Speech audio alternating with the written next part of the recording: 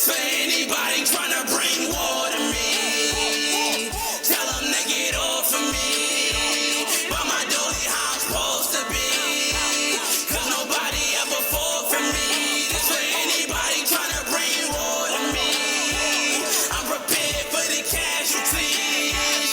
No, I don't know why you calling me. So they better get up off of me.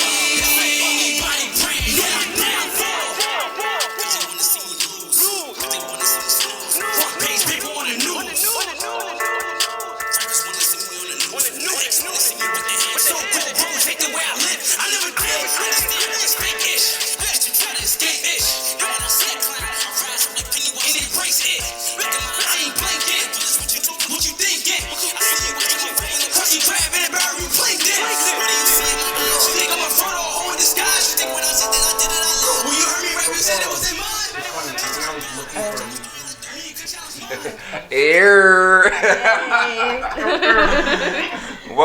Welcome to I Am Perspective Radio, episode number 6, the Love and Perspective episode. I am your co-host, Jorel H. Whitfield, and I am adorned by...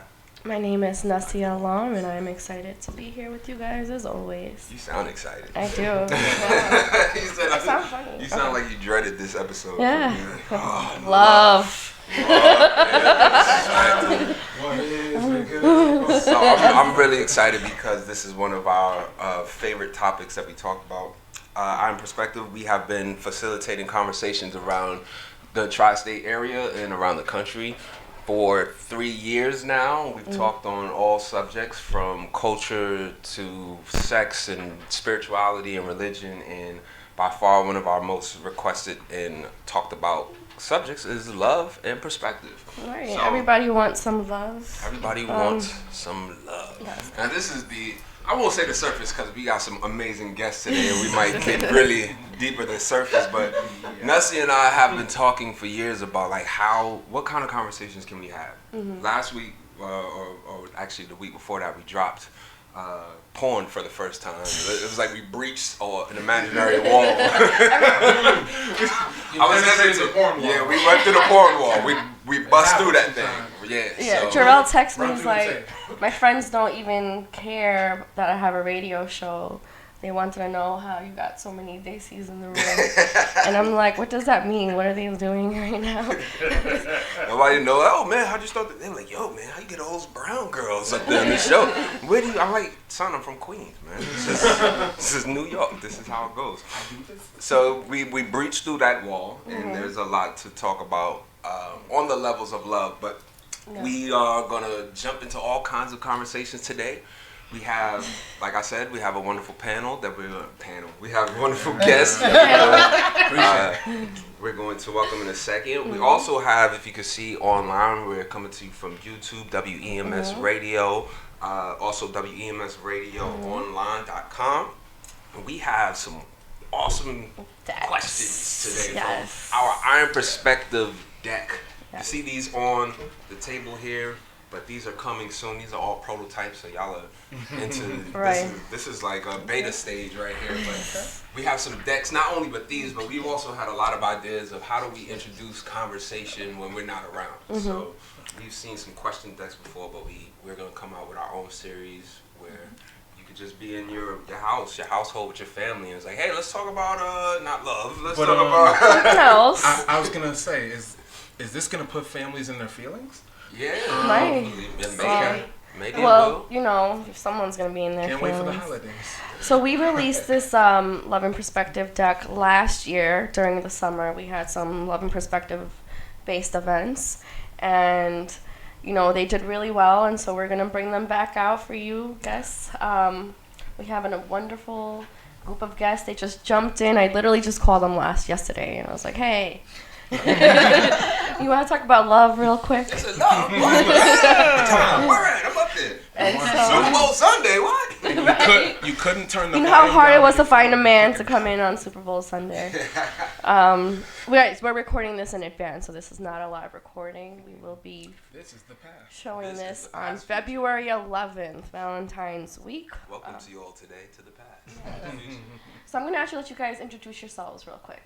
Yeah, just tell us your name and a little bit about what you guys do and why you decided to join me here today.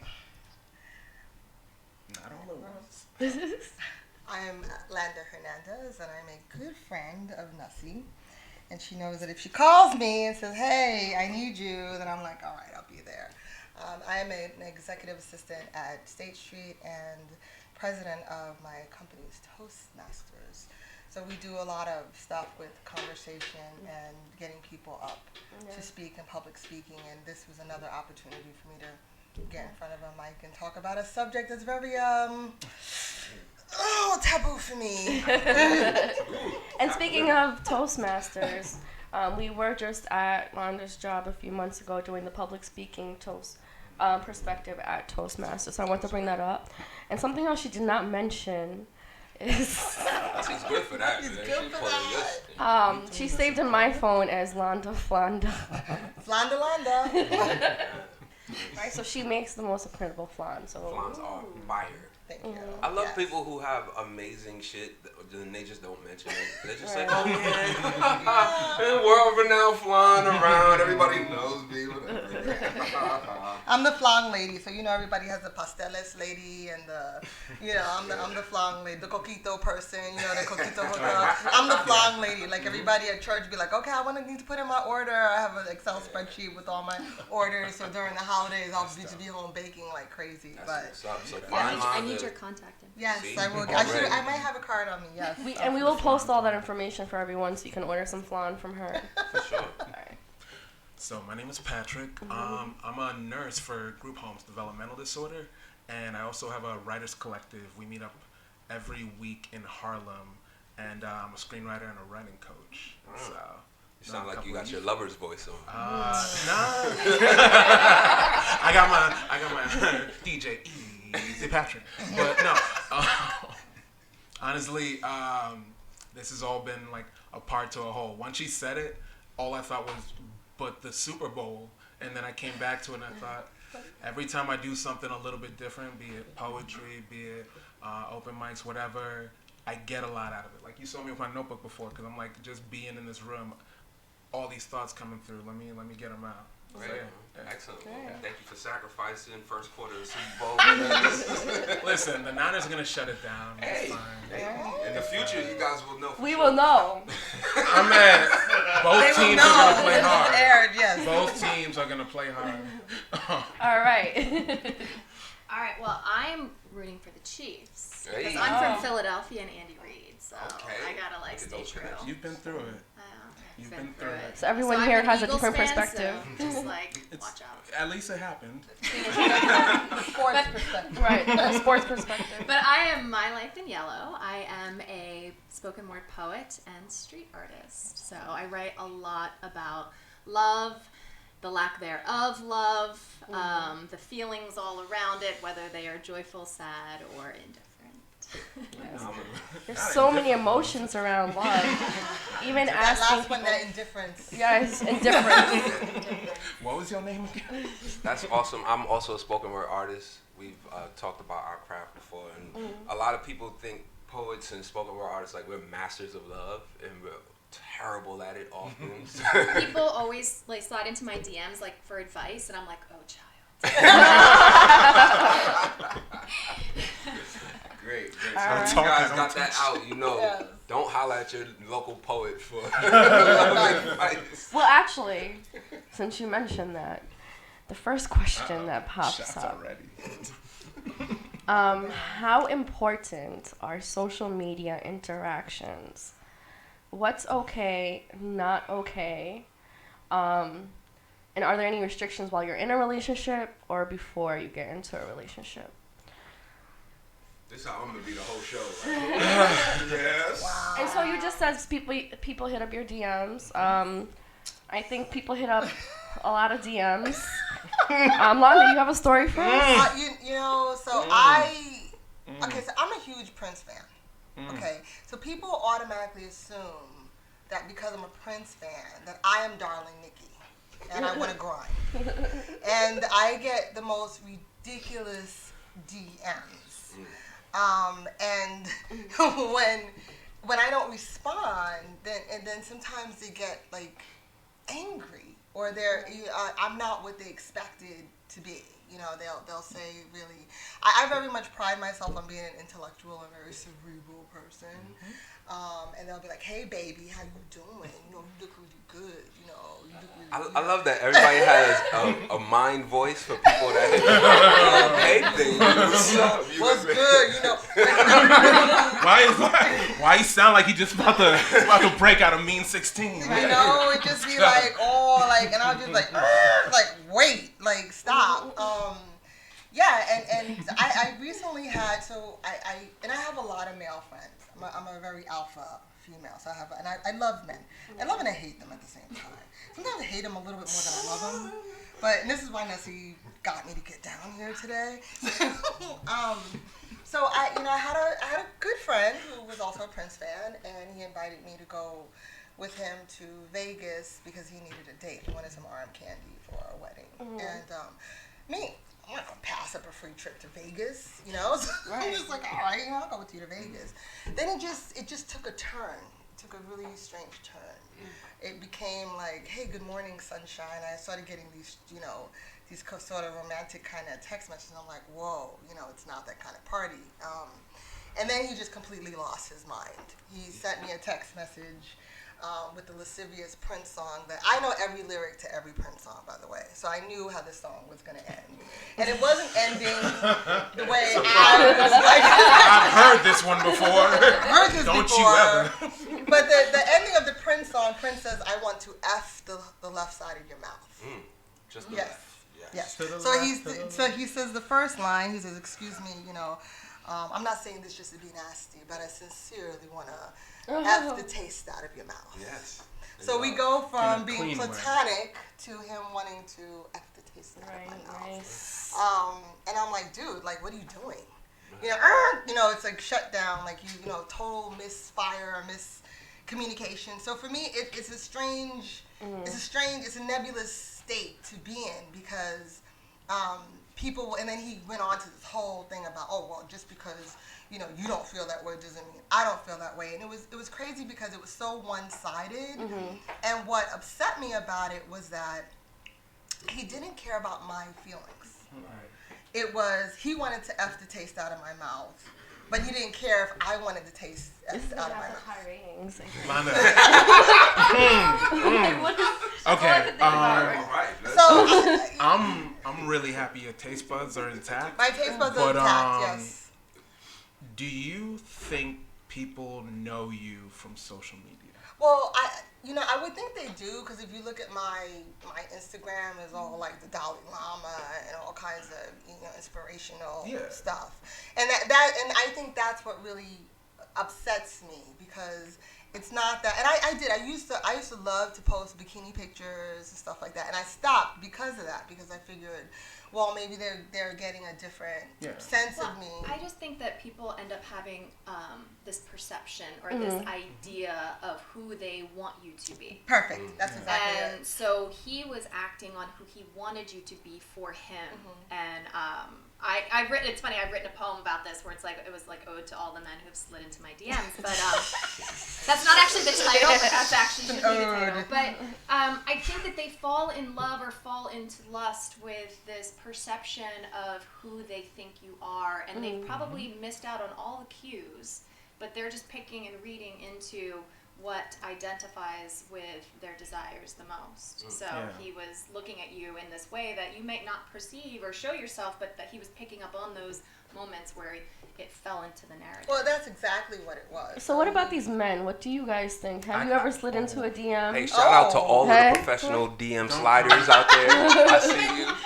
I came on front chest slide. Like slide into home base. I thought I was here to have a good time. Like, what are you thinking about when you're DMing? Like, what's the What standard? crosses your mind when you're DMing? So here's what I to know.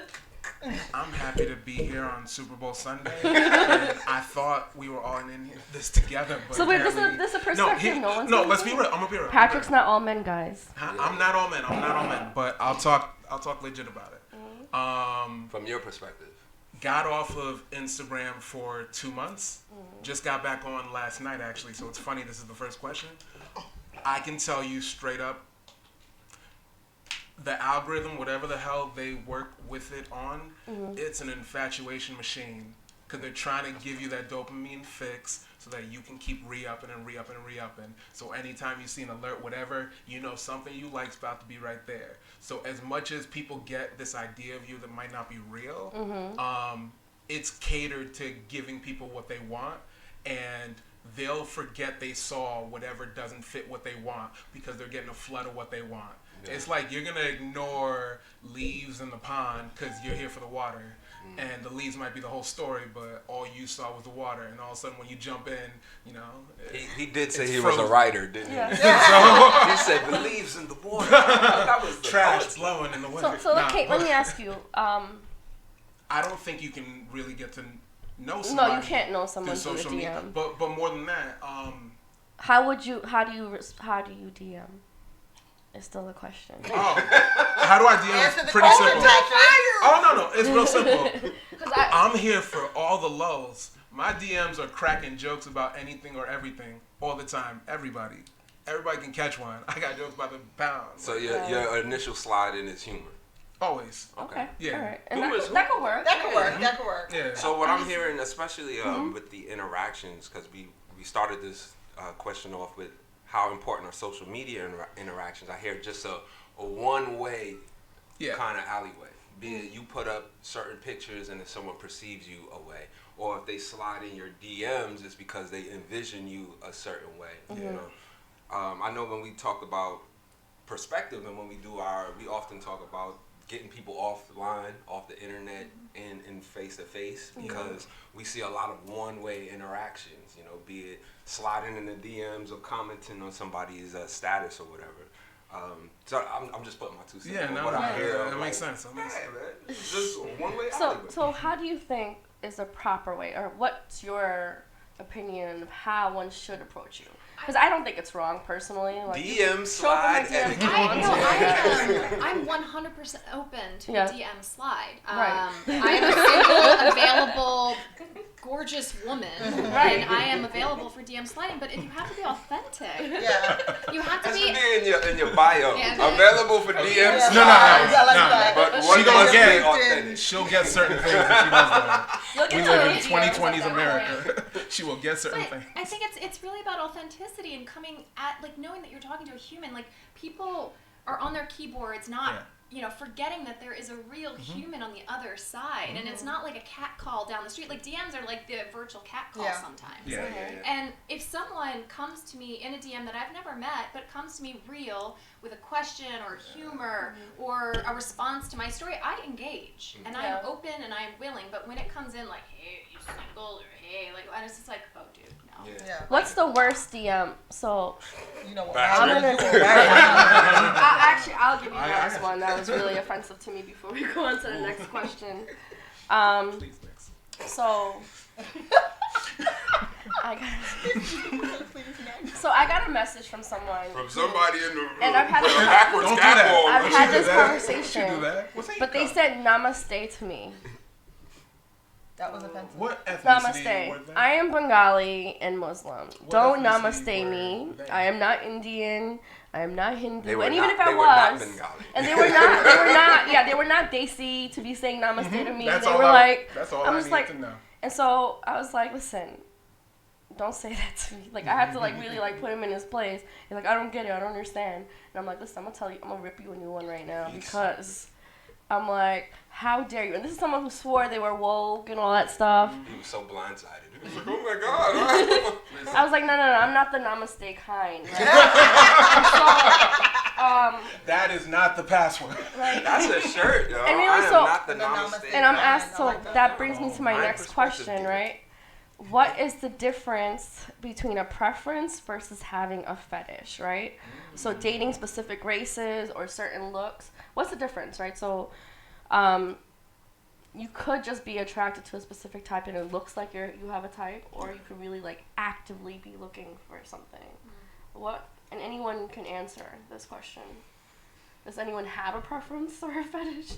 I just like guys guys that are nice to me. Is that a fetish? That could be a fetish. Oh, I love hot, nice guys. Oh, I love gentle manners. He opened the door. Oh, chivalry. Oh. Nah, but it might be a fetish is something that's rare for the population, right? So I can see that. It might be a fetish, but I get on to for me, niceness. preference for me is all about. It's really about attraction. Attraction is my preference. If it's there, But what is attractive to you? They are holding you to it can change a lot. 8-line. You want to answer the question, brother.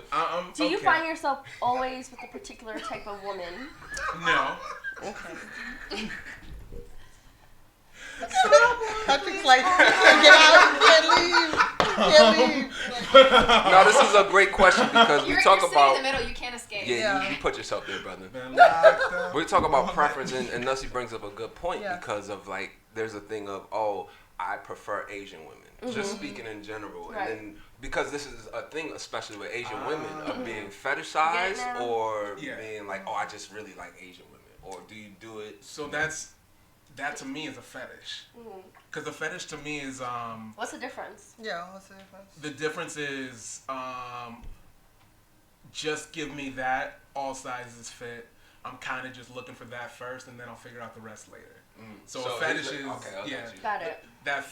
the physical aspect first, and then I'll figure out the rest Oh, later. she's That's Asian? fetish. All right, cool. I'll bet. Why didn't you tell me, bro? No, that's fetish.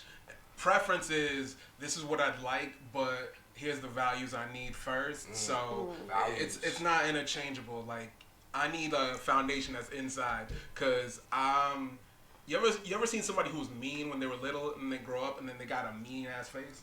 Because I really do think the way you are inside, it shows on your outside eventually. You know what I mean. That little kid keep trying to light people on fire. Like, all of a sudden you see him again, you're like, you look like you've been through it. I thought we were the same age. All right. Look, this radio Like, show so, all right, brings so- a lot of personal shit out. I want to just make a note. So men are notably visual creatures, and that's a big difference, right? Whereas women, I've dated ugly guys. I've dated guys that, and people Actually, are like, oh my. so you just got the next question. Okay. Are you more, No, She's on the road. are you more attracted to looks or intellect, and what's more important? Yeah, So this is what intellect all the way, because your intellect will change completely how you look. Because I've met like really good looking guys, and as soon as they open their mouth, it's like wah wah, and you can't even hold the. I love to read. I love and I want to talk about books. I want to talk about certain intriguing topics. I want to talk about history. I'm very much into quantum physics. I want to talk about quantum physics. And if 2 and 2 equals 5 to you, then we can't have a conversation. I don't care if you look like a Greek god or So not. for you, intelligence. What Yeah. about Yeah. you? That's So to can me, can a girl be not attractive to you but really intelligent? Does that work?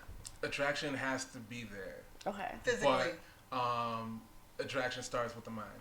But attraction has to be there. Otherwise, like Physical attraction. Yeah, Okay. it's got to be there. But being hard on one thing would be where it's a fetish. I'm not hard on one thing. The mind is mad important. Like if you don't have it, because to me, I can get hit by a bus any old day. If the whole goal is kids, whatever. I'm sorry, I'm not trying to have any kids of mine raised by somebody who can't figure anything out. All right. Oh, and you? Well, for me, I would say I'm skeptical in general, so you have to get past my wall of skepticism, regardless of what you look like. And I think for me, What are you skeptical about? everything. Everything. Everybody gets the side eye. Yeah. And yeah, I guess it's skeptical of like intentions and everything like that. But I've dated men that may not be like textbook attractive, but they make me laugh. They Humor. like spurred That's a things big in my one. mind, and with that, they become gorgeous to me. And people might be like, "Ooh, you're dating down." I'd be like, "No, I am not," because the fun that we have together, the conversations that we have, like to me, that's what matters. And yes, like you have to have that level of attraction, and maybe you might not like look at them on the street and be like, "Damn, I want that." But after a while of like conversation, you're just kind of like, "You are so sexy."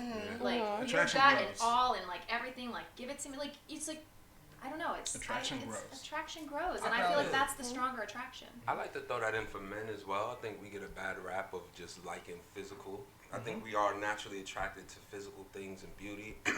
But if that was the case, every beautiful woman would have a guy. You know, they'd be like together. I know they have men chasing them and stuff, but like I know a lot of men who they don't have beautiful women, and they got families and kids and love and households. So I think men as well experience a time where it's like, you know what, you're beautiful, but there's something more. I need you to have intellect. I need you to make me laugh and all these other things. And as men are growing more open with what we actually like, as opposed to, you know, what you're supposed to like. You know, I think men are starting to have those conversations of what I actually need. I need a woman to be womanly or whatever have you. And another thing that I run into a lot is people be like, oh my gosh, how are you single? You're so beautiful and wah, wah, wah. You're so educated and wah, wah, wah. How come you don't have a man? And then the matchmakers come. Oh, well, you know, I got to know this guy. You know, he would love you. He would, you know, and I really struggled with that. Nasi and I have lots of conversations about this because I'm like, you know, if I choose to be single because I want to work on myself in whatever aspect, you know, all of a sudden I'm flawed. There's something wrong with me because I don't have a man. Right. And I've had men say, "Oh, you're so gorgeous. You know, are you crazy? You know, is that why you don't have a man? Are you crazy?" So automatically you get what's wrong with you? Yeah, what's wrong That's with an interesting point too. You know, right? what's wrong? And it's very hurtful for me because I've been married twice. You know, and I've been in long-term relationships, so it's not like I can't be in a relationship. I haven't been in a relationship, and for me, I feel like I've been there, done that. You know, like maybe I'd like to explore myself. 2020 is the year that I chose to fall in love with me, as opposed to falling in love with somebody else. And it's not that guys aren't talking to me or I might not be dating or talking to anybody, but that assumption that people make that because you're not in a committed relationship or you're not declaring, I get that too. How come you're not declaring a relationship? You know, I'm supposed to be like, oh, I'm looking for a husband or I'm looking for a man. No, I'm looking for me. Yeah. I have an off-the-wall question with that, right? For the pressures that for the women here, do you feel there are more pressures from women or men when you talk about that? Women to other women? Yeah. For me personally, so Me too. I'm not saying currently facing it, but like my pressures, I come from a culture where like marriage is something that is talked about since you're like a little child. It's like that's what you're going for is marriage, right? So that's always at the back, right? Like you can't go to a family event, you can't go anywhere with like, oh, when you're getting married or when you're having a child or whatever. That's always a constant conversation. I've never really heard it from men. I've heard it from men, but I get most of my what I'm learning is there's a lot of projection. Like a lot of women who might not feel that they're as attractive as you are, whatever. It's a weird psychological thing. They want to know why you're not. They want to know why you're. Oh, but you're so pretty. You're so blah blah blah. How come you? Oh, I want. And then that's the other one that I hate. Oh, please don't. Oh, I want you to meet somebody so badly. You know, and I'm like, why? I feel like, because I am also divorced, and I feel like the divorce card allows you, like, time. And people, like, leave you alone. Like, oh, divorce. Why aren't you with somebody? Just I'm divorced. And like, oh, okay. And then, like, you know they what, back maybe down. that's my new line. And I've been divorced twice. I've done this already. And then they're like, oh, you're finding yourself. I'm like, of course. So I've been married, so I feel like people like kind of like leave me be. They're like, okay, because like now at this point, I'm like, I've already done the white gown and the aisles and the and that's how I flowers, feel. And like now I actually want something real. I've already done the jazz hands show for everybody. So my next question, what's real, right?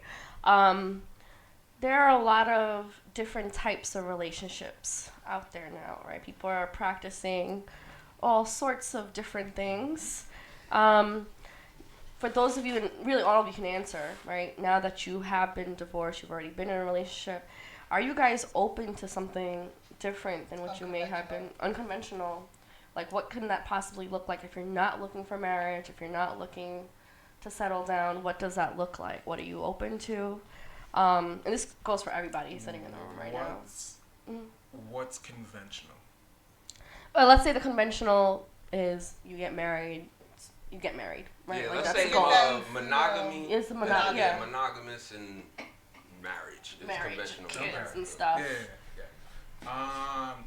No.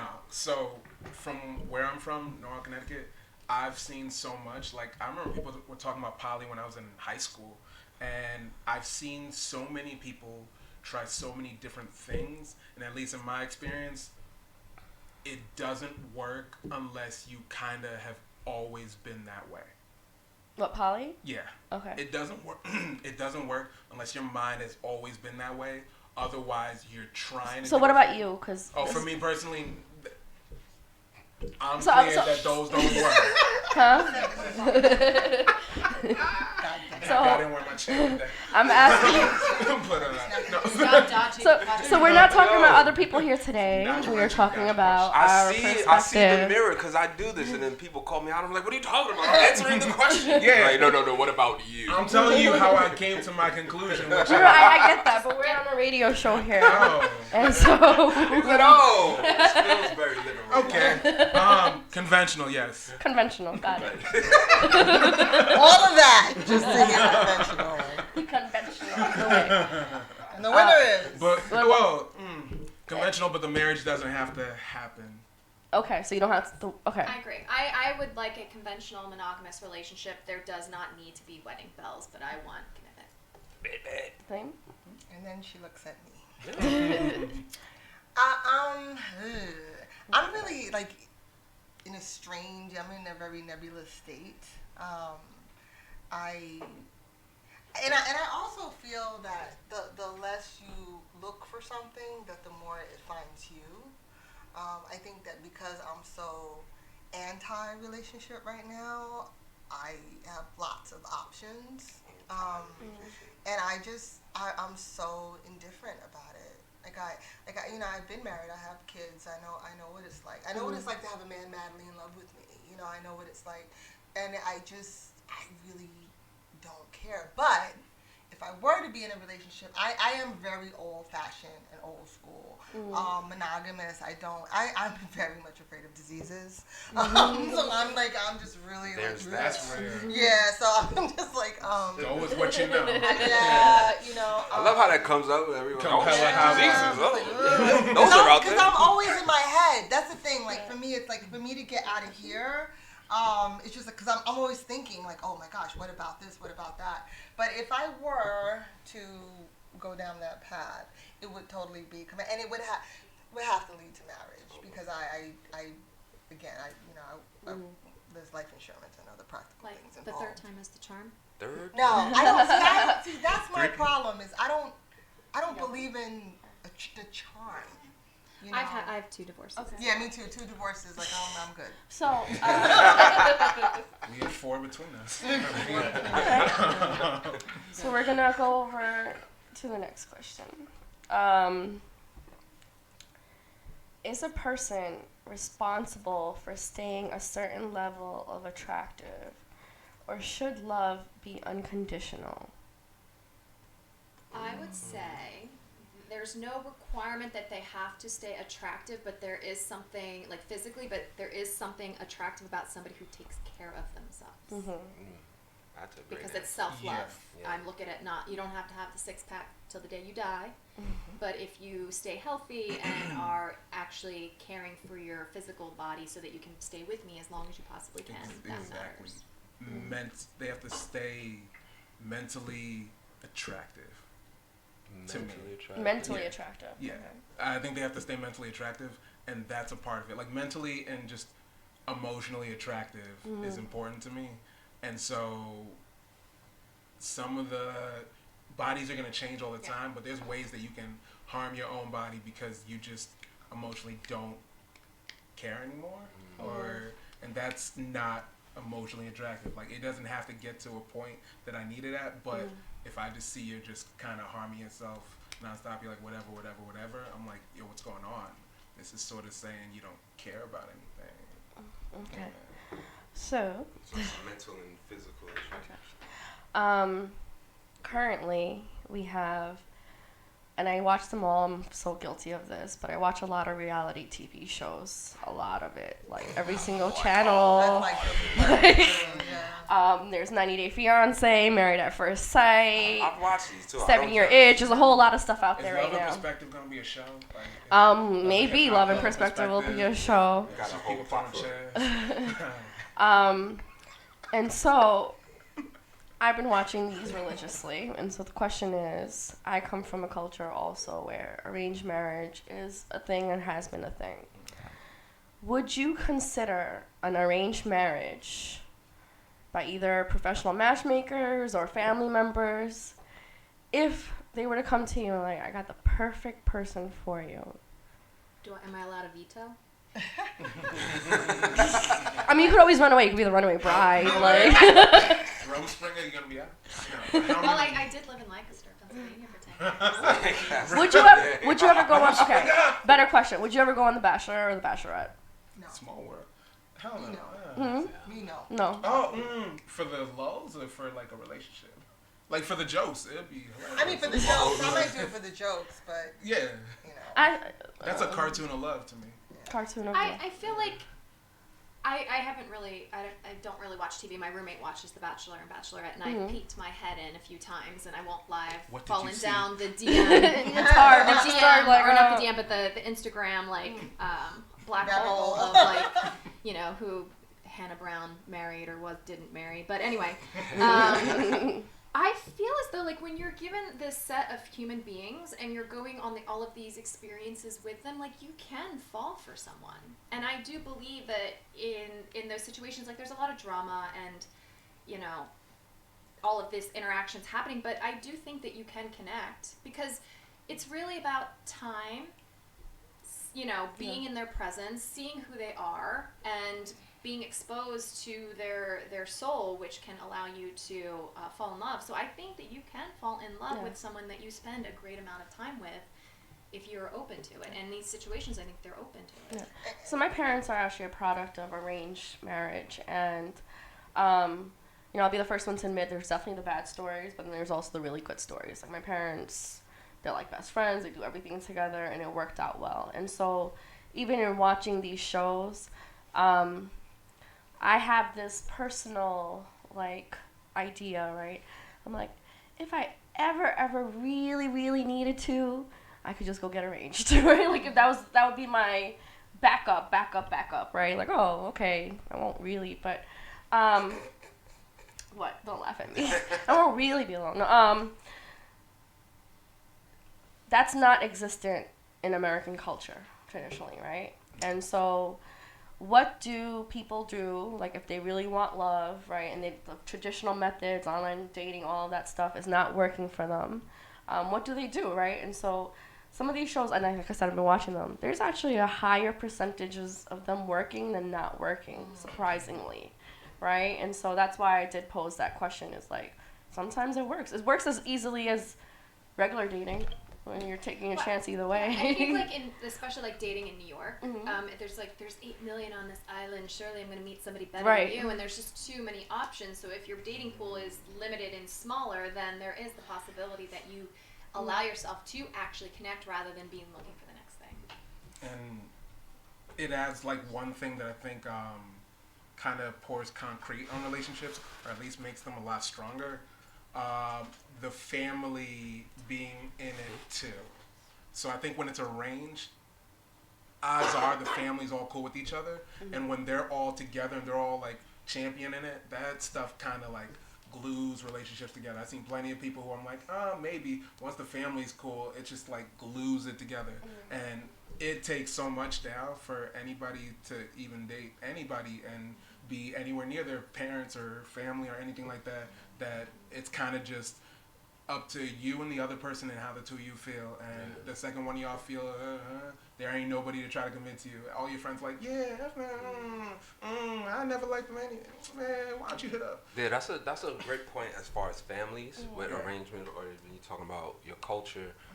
America is filled with a lot of just strangers, or let's say America, New York per se, right? You know, you might have family here, but there's a lot of people who just, like you said, Oh, you here by yourself? I'm out here in the world too. Let's get together and get some drinks. My people are miles away. And the opposite of that is when you have family contention. When, you know, a guy brings, I married, so my second husband was white, was Irish. And when he brought Conchita home, his Irish family was not happy that he didn't bring home Mary O'Malley. And that actually caused a lot of friction in our marriage because I felt that his family was not supportive of our relationship because I wasn't white. Now, that's an excellent point because Nussie and I have this ongoing conversation about interracial dating. Neither one of us have any gripes about it, I don't think. But we do talk about what is it when we see, and maybe kind of blending in with the fetish thing, like what is it to see when you see interracial dating, is it just that person that you're dating, or is it something to think about beyond that, of like how's the family gonna come together? Because what's necessary for you to date someone of a different race and to be like, all right, this is something like for me personally, like I mentioned, if I am gonna be with someone of a different background, you need to know about my background the same way that I want to know about yours, right? And so like that's important to me. I don't think personally it matters what race, whatever you are. I do think religion matters a little bit, only if you are religious. So if religion is not a thing, then it's not a thing. And I think it really just depends on how spiritual you are. If you're very religious, then you might want to find someone that follows that along with you. But I think all human beings can love regardless of how they look. And you know, as I mentioned to Jarrell before, I think we should all be shades of tan anyway. So, you know, like, that's my thing. How did that work for you in your marriage, per se? Or say dating someone from another race? Well, the thing is between he and I, it wasn't really an issue. But like I said, when the family came into play, and he was very much a family guy. So it was almost like he would take up for his family over me. And that's what then caused a lot of strain on our relationship. So instead of protecting I'm like, you, mofo, you got to go to bed with me tonight. Like, you know, those people you're leaving, you know, but I'm the one and I'm the mother of your children. So it caught, and then me being Latina, of course, I'm like, oh no, mofo, this is not what we're doing. So it did not end well. That was my second divorce. But yeah, it what would have helped if he would have stood up for me, and I would have really only needed for him to say to his family when they were disrespectful to be like, listen, that's my wife and that's the mother of my children. Right. Like if I would have felt like that he had me, like that's my woman. You know, I don't care what race, that's my woman. But he never made me feel that way. He always made me feel like, you know, okay, well, whatever, I'm going to rock with my family over you. Right. Meanwhile, I'm the one with the stretch marks and C-section scars from giving birth to your children. You know, so, and for me, that really caused a lot of hurt and pain for me. And I think that's where I come from in our conversations when I see interracial couples. Everybody gets to do what they want. I don't judge, but I always think like, say for your instance, if I were to see you in the street and I saw you with an Irish guy, I'm like, does that guy know about your struggles in your life? Is he going to be there for you when you guys have mixed kids and that child has that And experience? we had that. So my children obviously are interracial, and I remember one time being in the park, and somebody actually made a comment. It was a white guy, was like, oh, what are these mixed children? What are they these mutts, you know, what are they going to call themselves? Or what? My children are beautiful. They are. Thank you. And I adore my children, you know, and I'm just like, why, how could you say something like that? Because my children are a product of, you know, mixed race. They're still intelligent. They're still contributing members of society. Like, what, you know, that just... What about you guys? Anyone? Gotta know I'm not a fetish. Because that's skin deep and it'll show. It'll show. So you've been a fetish before? I lived in Connecticut. Oh, now it gets spicy. Can't wait for me to go to live right now. All the women from Connecticut, call up. Let me know how it goes. This is the past. I'm not here. So how would you distinguish a girl wanting you because She wanted all that chocolate. I mean, there's telltale signs, like you can't stop talking about that aspect. Right. Like, everything you describe that you like is something related to assuming things, getting surprised when I'm not. You like chicken? A cookie You like cutter. you eat a lot of Like, fried chicken? oh, you like emo music? I'm like, I live here with y'all. Yeah. And like, oh, okay, so you're not like black. I'm like, red flag. Black. Okay, and you want BET, and you're surprised you're getting MTV. Got it. Got it. And so little things like that, they pick me off real quick. I want the double black experience. Right. I'm like, okay, so let me draw you a map to the football team. Have fun. Have all the fun in the world. Kate, what about you? For real. That's a great perspective. How do you follow up? How do you follow up? Kate comes in like, well, I was once that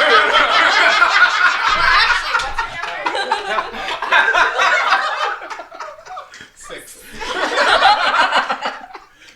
No, well, we have interracial family members in my family. Like my brother, his ex-wife is from the Dominican Republic, so we have my nephews are of biracial, and I don't know, like for me, I guess it could be a thing with the family, but I've not experienced it, and I understand how like that can be a thing, but I don't know. I think it's beautiful, and I love it when I see it, and Yeah, and I also just adding on that, right? Some people are born into families that they don't control. So, you can't, I don't think, just because you come from a racist family, right? Like, oh, I can't date you because you come from a racist family. It really is dependent on the person and what they're willing to, like, stand up for or deal with, right? So, I'm going to let you guys pick one more question from the deck.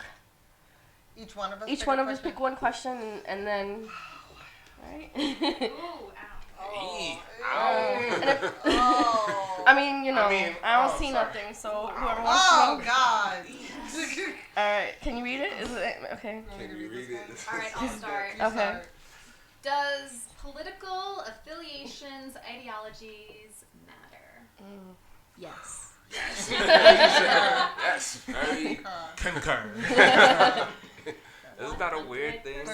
Of all the things that matter, politics would be that absolute. I feel like it didn't used to It didn't so used to. much, It but didn't now used it to. does. Now Yes, I used to be friends with Republicans all the time, and now it's like, Yeah. Now you're like, You're like, Yeah, I think we are experiencing an extremism in politics like we never have. So it can't just be like, oh, I'm a Republican. It's like, no.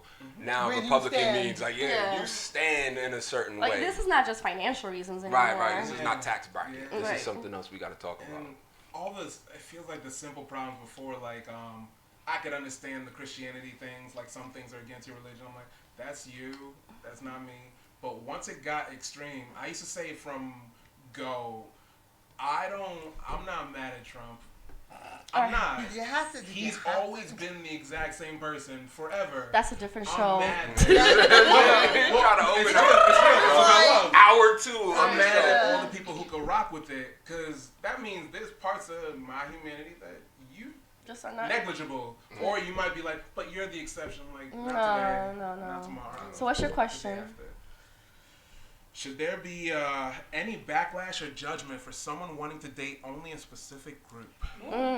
So, this question. Was this a setup? Yeah, I think No, that was so I'm just gonna setup. give you guys a little background story. All these questions came. I can think of a million questions like this. Oh, So not recently, there was a elderly white woman who sat with a group of her friends who were black, and they asked her if she'd be interested in dating black men, like if that would be a thing, and she was like, no, I'm into white men. And that became a big heated topic of discussion, like, is this a racist thing or is this just he has a type? And so my personal perspective on that is like you can date and want whoever you want, and to have that conversation with a 60-plus-year-old woman about her wanting a different thing, that's crazy to me, because that's the same way. It's just crazy. Like you can like whatever you want to like, right? Yeah. So that's really what the question is based on.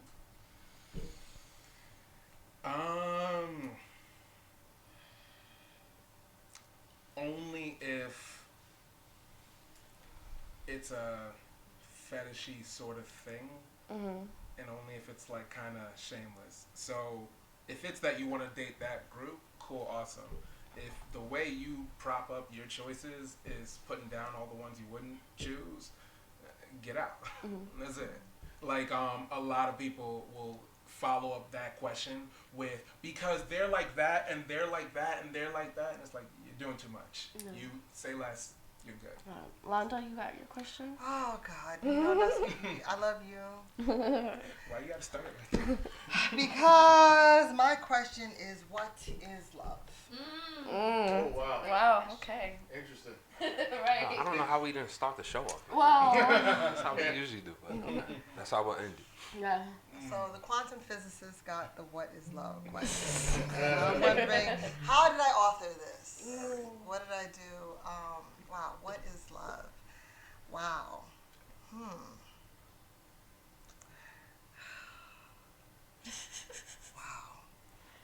I am at the Toastmasters at a loss for words. Love is so. For me personally, love. I don't think love can die.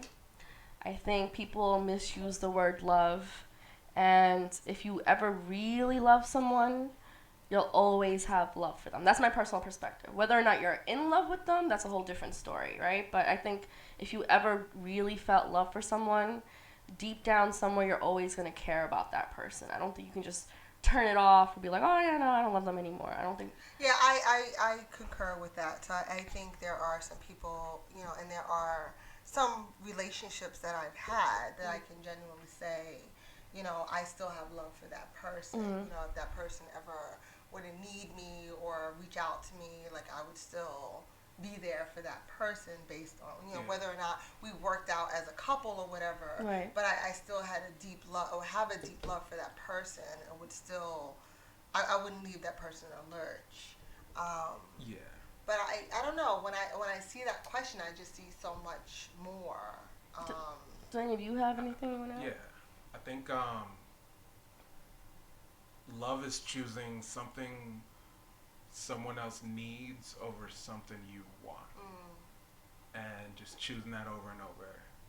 Because, like, your parents love you because they want to go out tonight, they want to sleep in, they want all that stuff, but you're a baby, you're a kid, you need this stuff. You need food, you need to get changed, so they chose your needs over their wants. And that's love to me. And so, I mean, it shows up in a lot of different ways, but whenever you could recognize something else somebody needs, something else somebody wants, and cater to that, that's love. Is it abusive love? It depends. Are you neglecting your own needs, your own wants? Are you letting them decide their wants are more important than your needs? This is the thing with I Am Perspective. Once you have one question, you have 20 more questions to add to it. No, and it really just is, right? Like, even as we're talking about what is love, first of all, there's so many different kinds of love. Yeah. Kate, did you have anything that you wanted to add about what is love to you? I feel as though love has gotten messy out in the world of, like, the definition and, like, the love stories and everything like that. Like, I think down to the purest level, it's unconditional. Regardless of whether or not you love me back, I'm still going to love you and want the best for you. And knowing that maybe you have a partner that you want to be with, but they can't stay with you, or you can't stay with them, but you still love them and you would let them go, and that whole, like, selflessness about it.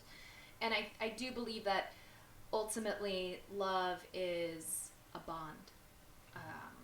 And as you had mentioned, you may not be with that person anymore, but it bonds you. Like, they're part of your story. If you've grown to some sort of deeper connection with someone, like, that love is there whether you want to admit it or not. Like, you care you think about them. Yeah. And I believe that it's a bond deep below in all of us between each other. I love that. I love all of those answers. I just wrote down, love is an experience only varied by different levels of intensity. So to me, love is this constant, invisible flow through all life, you know, and we tap into it, and then we tap into it with each other. When I hear people be like, oh, I fell in love, and I'm like, that's cool. That happens all the time. Like, you can see a child passing by and fall in love and experience love for a moment. So when people are like, oh, I fell in love at first sight, I believe in all of that. You know, it's just the different levels. Or if you're speaking about the kids and parents, that's a level of the same love that we're all sharing at this moment. You know, so thank you for all of those answers, because that's definitely got me something to write about. And, you know, we are definitely going to be continuing this conversation on love. We will be releasing this deck officially soon for everyone to get in on the conversation, and we will be also releasing our first Love in Perspective event date. That is forthcoming. We will definitely want to stay tuned for those. Those sell out all the time. They're packed. We have great conversations. Yes, and it's a great way to meet someone, sure, right, in a different kind of way. Yeah. Nah, we love the apps and all of that, but like, come out here to the real world, sit in front of somebody again. Not speed dating, but has anybody ever speed dated? I have. Oh my God, is that torture? You're about to get to a whole different thing. So we are coming to the end, and obviously we have so many more questions to answer, but we will be getting to those. Is there anything that you guys, I'm going to let you guys just shout yourselves out, how we can follow you, how we can support you. Well, I'm back on social media. Instagram, Patrick's Alright, WRITE. And right now it'll be back. We're every Monday at Sylvana from 5 to 9. But this Monday, tomorrow, we won't be. So Write Night is a collective of people that meet every Monday to write. Yeah, it's screenwriters, poets, authors.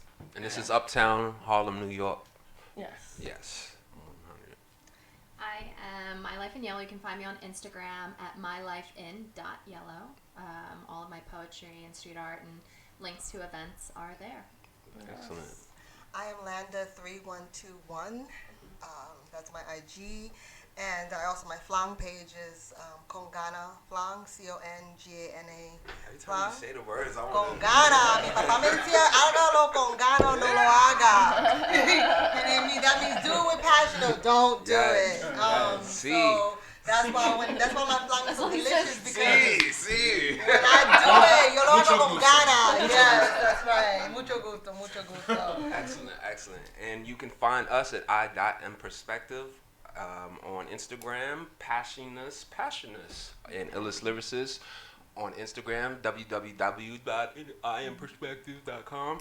And thank you very much. Thank you for being here. Wrapping up episode number 6, Love in Perspective. I have been Jorel H. Whitfield. And my name is Nasi Alam. And next we have Speak Into Existence with May I Speak. Yes.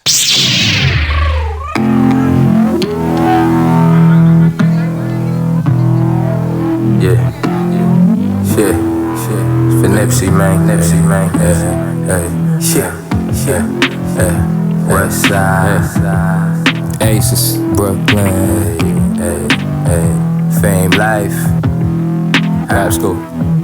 Catch me through your city, low riding hydraulics, so violent, bouncing alpines, bumping that Biggie, ugly face, no smiling, cops profiling. They ain't got no knowledge. Wanna know who the fuck is he? Moving at a low mileage by the college, fuck class hopping, catch your footing, girl, cause I ain't stopping. Rolling up the smoke, spokes on Murder She Wrote. We rolling like mobsters, even lights can't stop it. Say to stay through they